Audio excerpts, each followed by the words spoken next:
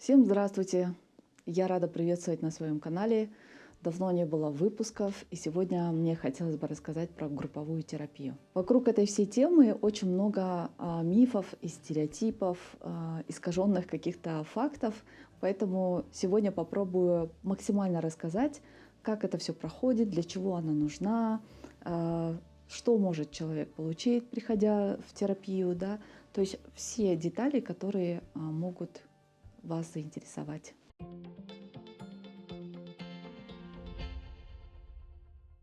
Так что же происходит в групповой терапии? Как она начинается?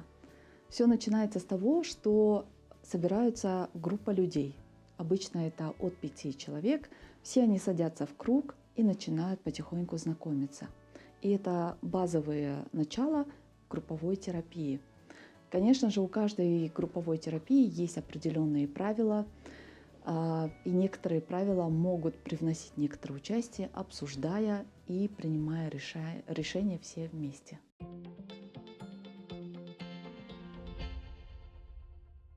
Так в чем же польза групповой терапии? Очень часто бывает так, что люди могут испытывать обычный страх в жизни. Например, им страшно высунуться, или им страшно как-то ответить, начать разговор. И это, наверное, самая первая базовая нужда. Если человек хочет отработать свой страх, да, немножко научиться смелости, высказываться, выходить в круг, то это замечательная площадка для того, чтобы попробовать себя в новом амплуа, да, то есть преодолевая вот этот страх перед незнакомыми людьми. Почему это важно? С одной стороны, я понимаю, что когда человек попадает в незнакомую среду, это нормально испытывать этот страх. А с другой стороны, если мы понимаем, что это хроника, да, то есть человек, имея какой-то большой потенциал внутри или очень много талантов, да, с которыми он может поделиться, но, к сожалению, вот этот страх, он немножко человека останавливает от того, что он может рассказать миру, да, заявить о себе. В групповой терапии мы учимся высовываться, заявлять о себе и потихоньку разрушать вот эти какие-то стереотипы по поводу себя, что человек, возможно, думает, что он супер интроверт, но на самом деле все может быть о том, что вот этот есть какой-то определенный страх, который мешает человеку. Очень много людей испытывают дискомфорт от чувства одиночества, потому что все заняты тем, что зарабатывают деньги, заняты своими там переживаниями, трудностями, и не всегда находится тот человек, с которым можно поделиться о своих переживаниях. И тогда групповая терапия — это замечательная среда, площадка, где человек потихоньку проживает и отпускает какие-то вот тяжелые чувства. Человек начинает получать огромную поддержку в группе. Вот эта вот поддержка, наверное, самая большая сила в групповой терапии. Каждый участник, приходя каким-то опустошенным, уходит совершенно другим, как будто бы напитывается большим вниманием, да, сочувствием, переживанием другого человека, да, и наполняется большой-большой поддержкой. И еще бывает такая особенность, когда очень много в коммуникации разворачиваются разные мысли и чувства поведения людей. Например, участник номер 1 рассказывает о какой-то истории, а второй участник начинает вдруг спасать этого человека. Реакция первого участника: он может чувствовать, что ему не нравится, что его спасают, нравоучают, да, какие-то миллион советов дают. А второй участник не понимает, что он такого сделал, что человек на него так сквозь зубы начинает как-то с ним разговаривать. И тут на самом деле очень важно, чтобы эти оба участника или несколько участников попробовали раскрыть, что на самом деле произошло. Потому что в обычной жизни люди, когда сталкиваются лбами, да, когда они недопонимают друг друга, когда не понимают, что очень много критики сейчас произошло, да, или другой человек не понимает, что сейчас кто-то нарушает мои границы, и тем самым люди немножко через пассивную агрессию, либо через игнорирование побыстрее хотят закончить диалог, либо они ругаются, и разругавшись, они уходят. И этим самым они немного разочаровываются, да, тем, что, что-то у меня не получается построить отношения, со мной что-то не так, я постоянно с кем-то ругаюсь, или меня никто не понимает в этой жизни. Вернемся к диалогу. После того, как мы видим, что первый участник, не понимая свои границы, может злиться, и второй участник может спросить: а зачем ты сейчас злишься? Я же тебе советы даю, я как бы тебе хочу сделать что-то хорошее. Если у первого участника включается какая-то взрослая часть, участник может ответить, что меня что-то напрягает в этом диалоге, но я пока не могу разобраться. И другой, третий участник может сказать, что, может быть, тебя напрягает, что тебя спасают, или, может быть, у тебя есть какая-то другая скрытая потребность. Размышляя и дискуссируя, да, все эти процессы, человек начинает задумываться, первый участник: да, мне не понравилось, что сейчас, после моей истории, ты меня закинул миллионами там, советами, или слишком было много внимания в мой адрес, и я чувствую себя дискомфортно. Второй участник начинает спрашивать: а действительно ли я много спасаю? Может быть, мы договоримся, что когда ты делишься какой-то историей, ты озвучиваешь, что бы ты хотел от других участников.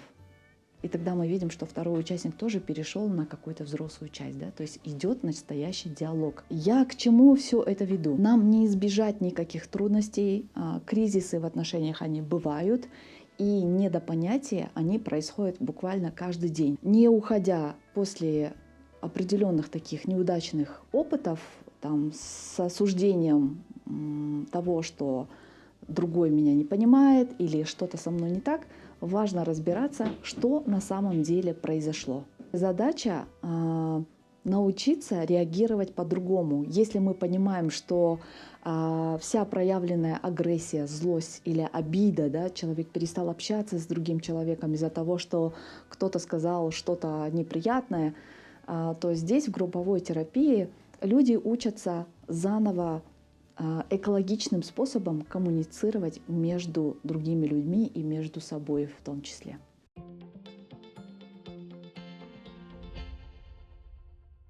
Чем эффективна групповая терапия? Люди думают, что вот я приду сейчас в групповую терапию, но мне будет сложно как-то высказываться или о чем-то делиться.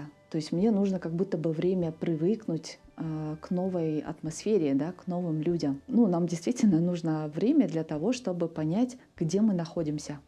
И нормально испытывать страх в незнакомом таком месте, тем более это психологическая терапия. Самый верный способ наверняка довериться своим чувствам и попробовать выйти, рассказать о себе, да, о своих переживаниях тогда, когда человек будет готов. Иногда, промолчав, мы можем услышать историю, похожую на свою, от другого участника. Здесь мы можем наблюдать, что иногда, не озвучивая какую-то проблему, мы можем слышать ее с разных сторон и внутри впитывать ту информацию, которая будет необходима для нас. Эффективность групповой терапии в том, что люди приходят с определенным багажем опыта.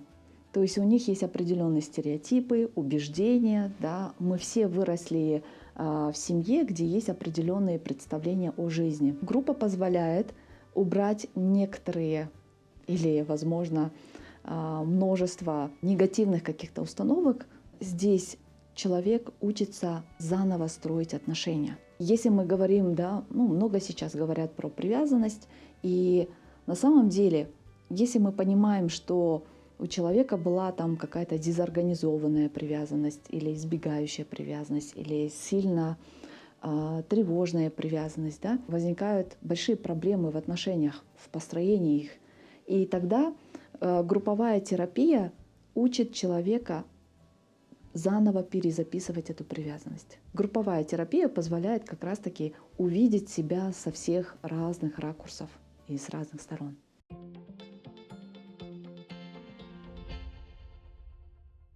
Чем отличается групповая терапия от индивидуальной терапии? Само слово «индивидуально» — это про то, как психолог сконцентрирован только на вас. На группе происходит это совсем иначе.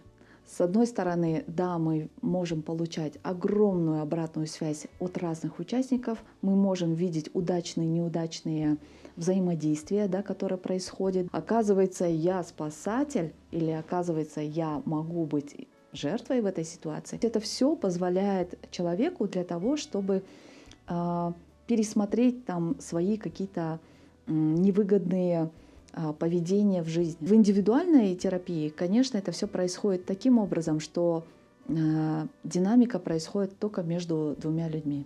Есть психолог, есть клиент.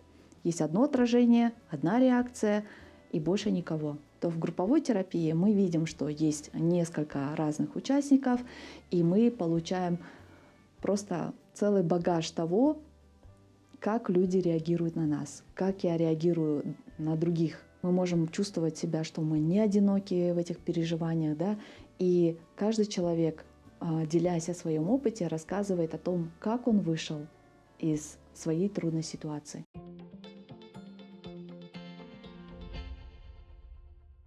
Кто проводит групповую терапию? Проводит ее психолог, психотерапевт, который имеет определенную квалификацию по проведению группы. Будет отличным просто, наверное, плюсом, когда сам специалист, психолог, психотерапевт проходил свою личную групповую терапию, что позволяет больше и шире понимать, что происходит внутри группы. Форматы группы, они разные. То есть для некоторых групповая терапия может проходить с одним психологом, а в других форматах это может быть 2, 3, 4. То есть там уже зависит от формата, где вы знакомитесь, обсуждаете это все со специалистом, в котором вы заинтересованы.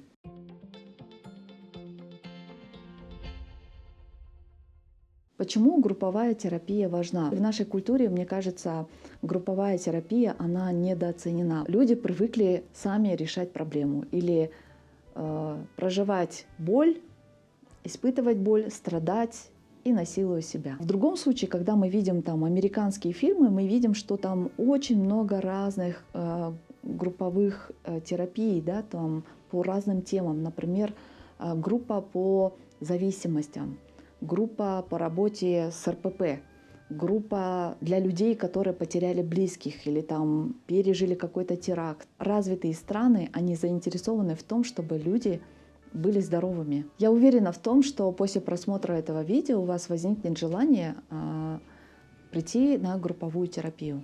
Конечно же, искаженных фактов, да, представлений, там, мифов вокруг групповой терапии у вас немножко, наверное, изменится или отпадет вовсе. Важна она тем, что в обычной жизни, например, человек встретился с каким-то кризисом. Он хочет поделиться с близким человеком, но он боится об этом рассказать, потому что в ответ может быть прилететь критика, или много нравоучения может быть, или кто-то начнет, наоборот, блокировать и останавливать чувства. Да ладно, забей, тебе не надо об этом думать. Да жизнь же хороша, все будет классно. Да не будет все классно. Потому что важно все это проживать. А когда кто-то пытается заглушить, говоря о том, что да ладно, все же так живут. Вот все так говорят, да? Да ладно, меня же тоже били, но я же нормально вырос. Конечно, у всех людей, которые нас окружают, разный опыт проживания трудностей. Да? Кто-то уходит в спорт, кто-то там, не знаю, уходит в отрыв, кто-то уходит в себя. То есть у всех разные защитные механизмы. И что я хочу сказать? Человек, который говорит, да ладно, забей, да это же не важно, нас же тоже били, выросли же нормальными. Можно строить гипотезу, что у человека десенсибилизировались чувства. Когда человека постоянно бьют, он привыкает и перестает чувствовать, что это не то. То есть это как будто бы становится нормой. Я не осуждаю этих людей. Каждый выбирает так, как ему удобно жить. Если так угодно, it's okay. Но сейчас мы говорим про групповую терапию. Конечно же, вы будете слышать такую реакцию от других участников, да, что это ненормально. И это, конечно же, будет заставлять вас задумываться и размышлять. Люди, встречаясь с разными трудностями, чувствуют себя одинокими в том, чтобы разделить свои переживания с кем-либо из-за тех перечисленных причин, которые я уже озвучила ранее. И тогда человек просто, да, выбирает это все складировать в своей психике и ходит годами. Либо он ищет пути для того, чтобы это экологичным способом выражать. Неэкологичный способ выражения всех трудностей — это то, что мы видим. Если они чувствуют какую-то боль, мы видим в комментариях, да, не совсем здоровую реакцию. Мы видим, как люди начинают по пустякам ругаться там в магазине, в автобусе, да. То есть везде в общественных местах мы видим, как люди пытаются вылить свой негатив вот, через общество. И это не экологичный способ выражения чувств. И еще такой момент, когда люди не чувствуют границ. Я подробно расскажу про границы в другом видео, но что такое границы? В нашей культуре, я не хочу много негативить по этому поводу, но я хочу тоже отметить, что это факт, который существует. Родители заставляют целовать, обниматься там, с незнакомыми родственниками. Да? В этом ничего плохого нету, но здесь важно понимать, что для ребенка важно, да, что знакомство идет потихоньку. Мы вот видим же, когда младенца держим, этот младенец не совсем готов ко всем идти. Но когда детям становится, там, не знаю, 5-6 лет, родители уже пытаются насильно подкидывать, да, гостям детей для того, чтобы они поздоровались. Вот не нужно нарушать вот эту границу. Почему? Потому что когда родители вот так вот многократно насильно заставляют это все делать, конечно, опять же вот это слово, да, десенсибилизация, которая выключает вот это чувствование про себя. Что мы видим во взрослой жизни? Это про то, когда люди не особо понимают, где эти границы начинаются, где они заканчиваются, с кем и когда, как мы устанавливаем эти границы. Или когда происходит конфликтная ситуация, перехожу ли я на личность, или я говорю о профессиональных каких-то навыках, да, и комментирую чисто по работе. Очень часто женщина может чувствовать, что, я же ради любви, я же делаю все ради семьи, наступает на свое горло. Как будто бы ей это не нравится, но сказать об этом ей страшно. Человек не особо знаком или не чувствует там свои границы. Мне кажется, что о границах мы учимся вот постоянно и многократно.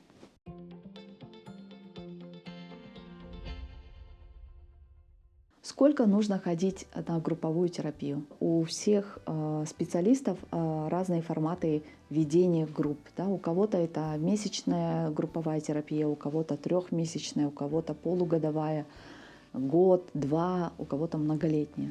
Про себя скажу, что я придерживаюсь многолетней групповой терапии. Почему? Потому что я не верю в то, что можно измениться за 1 месяц, за 3 месяца, за полгода. Нет. Потому что мы не можем сказать, что вот я пришел, я буду только границы отрабатывать. Любые изменения, они должны быть не травматичны, спокойным таким движением идти. Когда мы засовываем себя там на какие-то марафоны, там месячные, двухмесячные, это подобно тому, что мы можем просто изнасиловать себя. Это то же самое, что съесть торт за 1 присест. То есть вы съели этот торт, и вас тошнит. Если вы сейчас запихнете в себя, там, не знаю, программу, которая предназначена на год, но вы его съедаете за 1 месяц, естественно, вас будет тошнить, у вас будет выгорание, возможно. Да? Я за то, чтобы это было экологично, потому что мы не можем жить вот именно в таком ритме. Нам важно, чтобы мы все равно возвращались к тому, чтобы спокойно, сбалансированно жить и учиться по-другому относиться к себе и к другим. И тогда мы извлекаем совершенно другой опыт в отношении себя и по отношению к другим.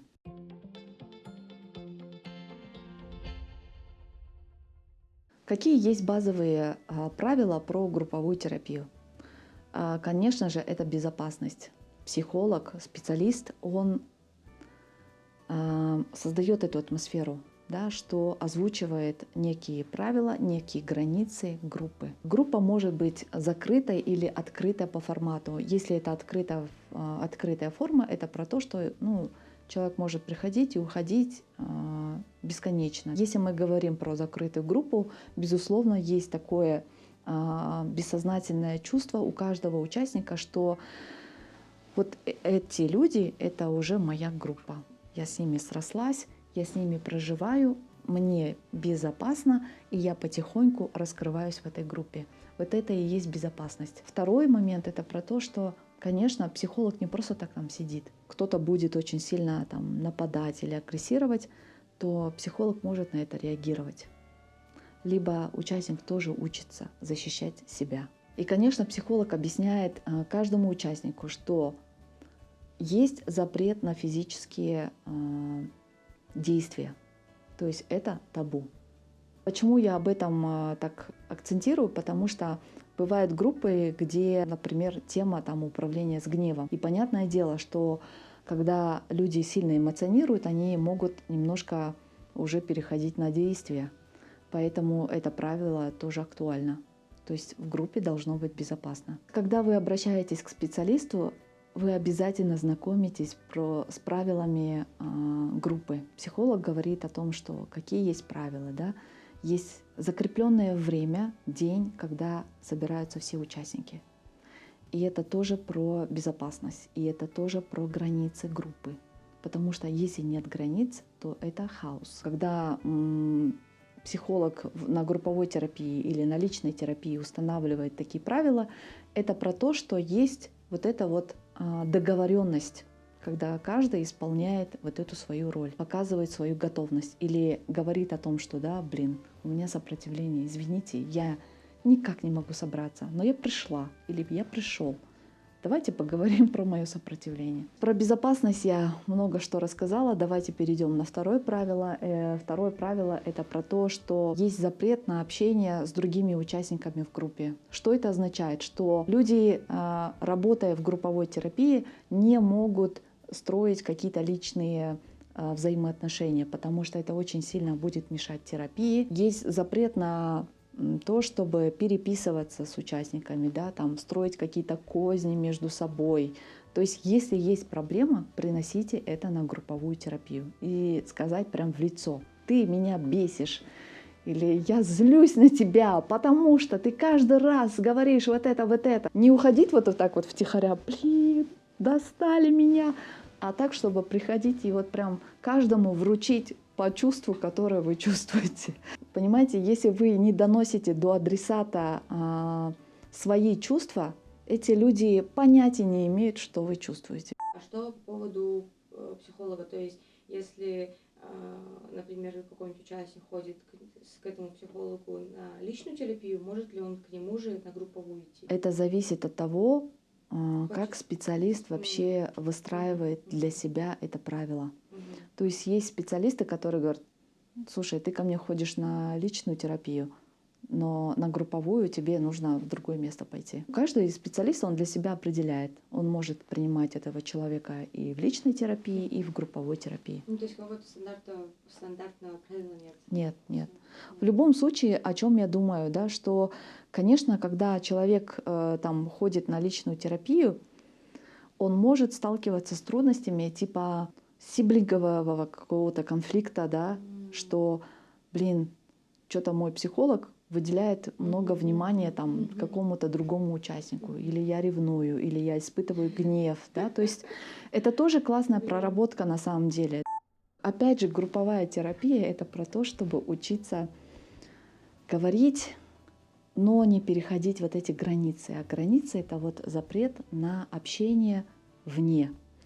И еще такой момент, что участники не должны обсуждать динамику и все, что происходит в групповой терапии во внешнем мире, потому что это нарушение этики, нарушение правил групповой терапии.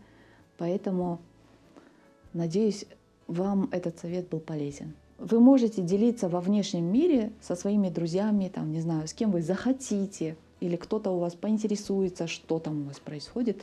Вы можете говорить только о себе, о своих результатах, но не обсуждать участника. Во-первых, это нарушение конфиденциальности, потому что эта группа про безопасность. То есть если каждый второй будет налево-направо рассказывать о том, что происходит внутри кабинета, то это про обесценивание. Неумение держать секреты – это детская позиция.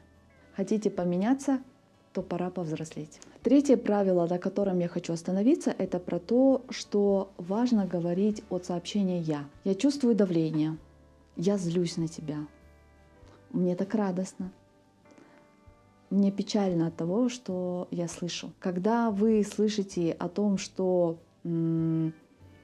вы стремитесь к тому, чтобы спасти человека, или пытаетесь быстро зашлифовать какую-то неприятную историю, важно просто учиться исследовать внутри себя, что я чувствую сейчас, и просто об этом сообщать другим участникам. И если происходит что-то неприятное, или вы не можете разобраться в себе во время групповой терапии, что, я не могу понять, что у меня тут, я не могу справиться со своими эмоциями, я не могу их изучить, исследовать и озвучить, то тогда важно просто останавливать. Правило стоп.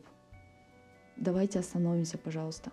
Мне сейчас неприятно. Я почему-то не готов сейчас раскрываться или продолжить этот разговор. Еще одно правило — это про то, что, приходя в групповую терапию, каждый должен уважать границы другого. Уважая границы другого, это означает, что я не отвлекаюсь на телефон, я не вот так вот не сижу и не разговариваю, я не сижу и не печатаю, то есть я выключаю телефон полностью. Второе условие, это про то, что я уважаю время других людей. Я уважаю себя, и я прихожу вовремя. Если мы понимаем, что происходит там какие-то опоздания, частое отсутствие, то это, опять же, новая тема для того, чтобы обсудить это с группой. Что происходит со мной, что я начинаю опаздывать? Хочу ли я привлечь ваше внимание? Хочу ли я вызвать у вас гнев, потому что мне не хватает в обычной жизни очень много эмоций, но когда вы злитесь, для меня это как комплимент. Это, конечно, про такие иррациональные вещи, но раз уж вы пришли или приходите, или задумываетесь прийти в групповую терапию, то все вот эти неудачные наши опыты, поведения, мы можем здесь это обсуждать. Берегите себя, приглашаю в групповую терапию, либо вы можете найти специалиста, который вам симпатичен, с которым вы будете чувствовать себя очень комфортно.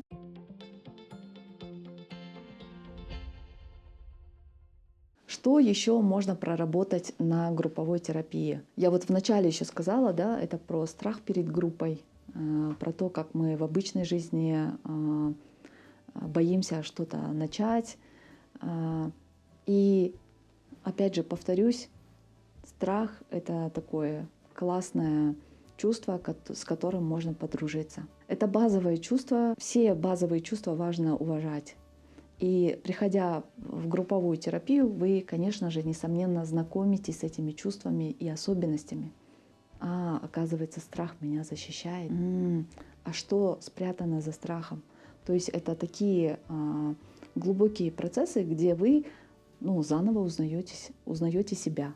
И еще я бы выделила такое чувство, как стыд. Мне стыдно делиться, мне стыдно, что я занимаю время, или мне стыдно, что обо мне подумают другие участники, если я расскажу про какой-то свой факап. И мне кажется, вот групповая терапия — это та безопасная среда, где человек проживает этот стыд, что он признает свои теневые стороны, что да, он не идеален, и да, я бываю разным, и при этом я меняюсь, и я хочу заново по-другому учиться реагировать на все обстоятельства, которые происходят в моей жизни. Групповая терапия я часто называю как репетиция к жизни. Вы пришли с какой-то трудностью, вы поняли, как реагировать, вы берете этот материал и несете в мир. Иногда бывает так, что вы пришли с одной проблемой, но со временем вы понимаете, что корень проблемы был в другом вопросе.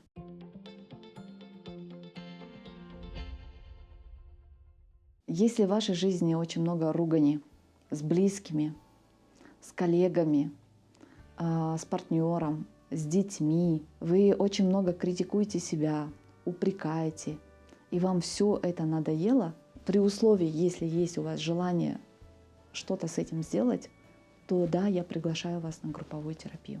Если вас все это устраивает и вы продолжаете там жаловаться и жить так, тоже it's okay. Не давайте страху поглотить ваш внутренний мир, ваши любые здоровые начинания, да, хотения. Берегите себя. Я надеюсь, это видео вам понравится, и вы много что извлекете для себя. Буду благодарна вашим комментариям, лайкам, и до новых встреч!